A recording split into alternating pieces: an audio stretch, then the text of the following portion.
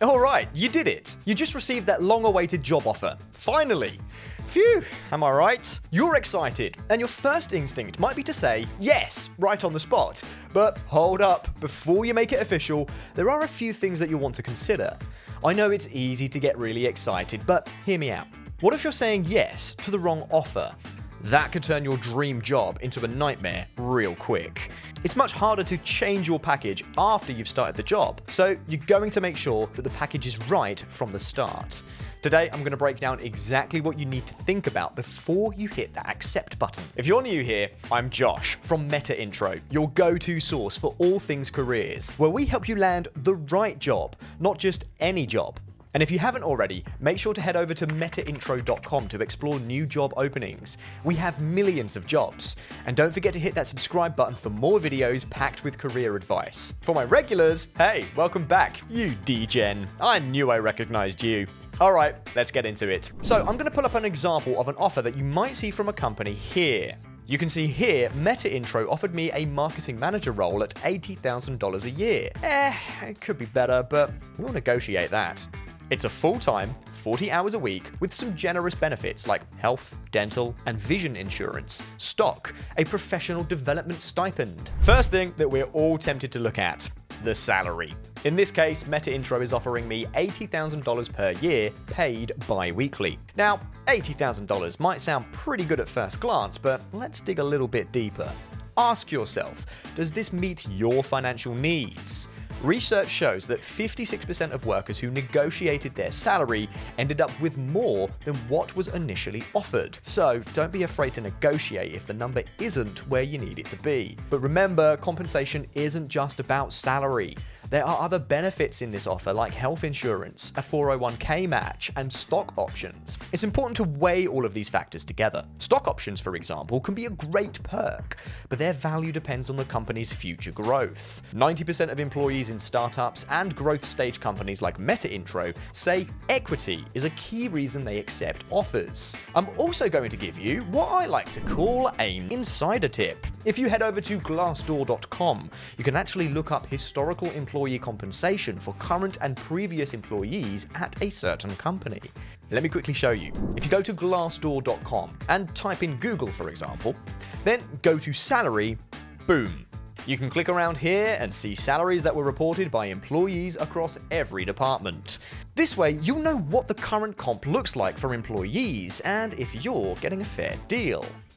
Next up, let's talk about work-life balance. Metaintro is offering me a full-time position, 40 hours a week, at their headquarters in Blockchain City, Texas. Before I commit, I need to consider the impact of this schedule on my personal life. Is 40 hours per week standard, or do they expect regular overtime? Is in-office work non-negotiable, or do they offer remote flexibility?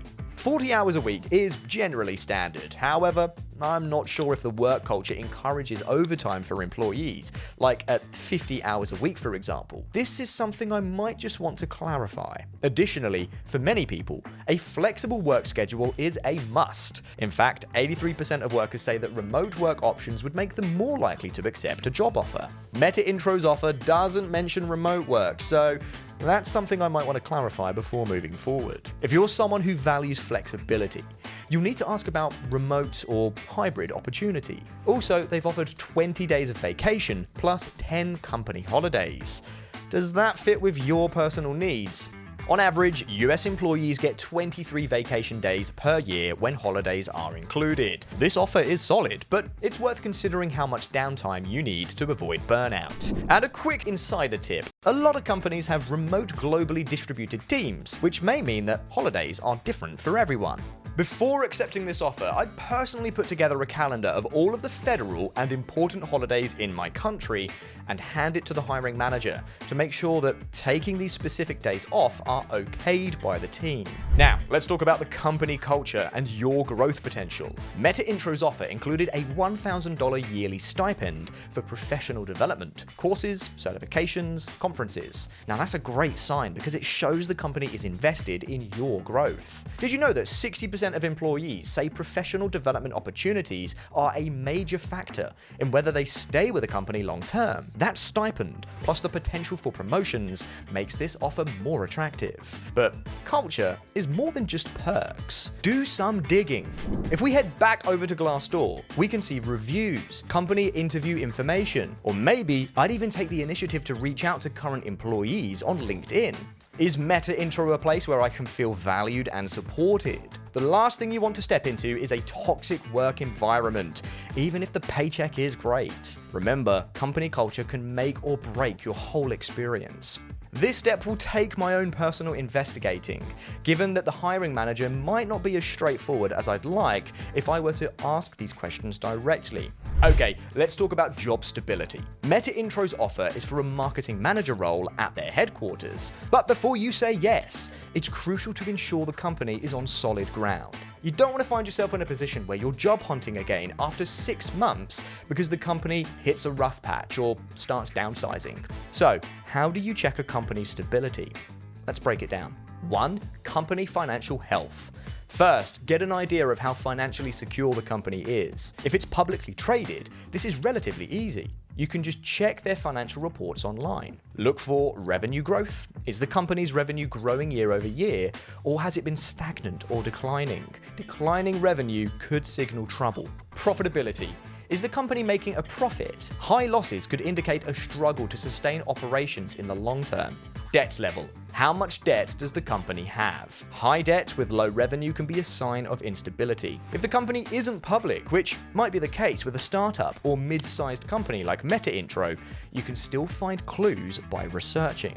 Fundraising rounds. Has the company recently raised funding? How much? And from which investors? Companies raising significant capital are often in growth mode, while those struggling to secure funding may be experiencing challenges. According to Crunchbase, 30% of startups fail due to running out of money. News coverage. Google the company and see if they've been in the news recently. Positive headlines about new product launches, partnerships, or leadership changes are great signs. However, negative press about layoffs, lawsuits, or leadership turmoil could be a red flag. 2.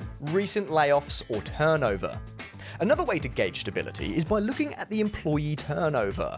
A company with frequent layoffs or a high turnover rate might not be as stable as you'd hope. Here's how you can check. Layoffs tracker. Websites like layoffs.fyi track company layoffs, especially for tech startups and growth stage companies. If Metaintro, or any other company, has made recent cuts, it's worth noting. Glassdoor and LinkedIn.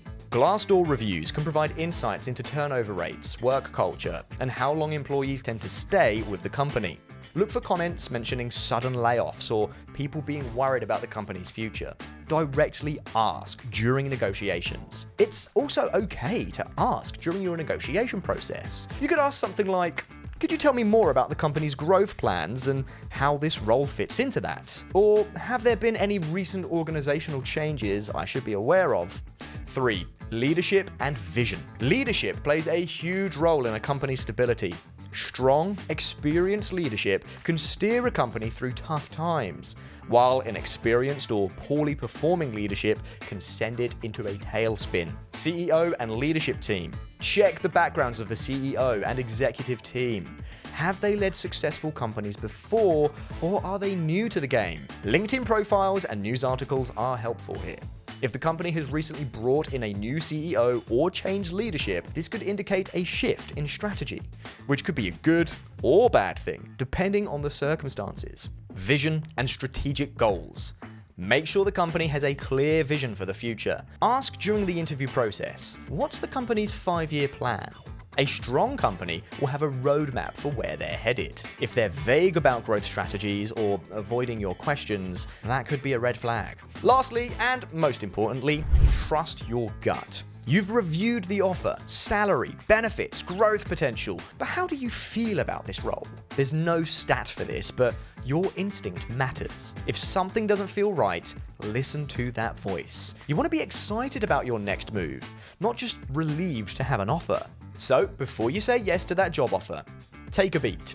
Think about the money, the work-life balance, the culture, growth potential, job stability, and of course, trust your gut. If this video helped you out, hit that like button and don't forget to subscribe for more career tips just like this. And hey, if you've got questions about a job offer that you're considering, drop them down in the comments. I'd love to help you weigh out your option. Good luck out there, and I'll see you in the next video.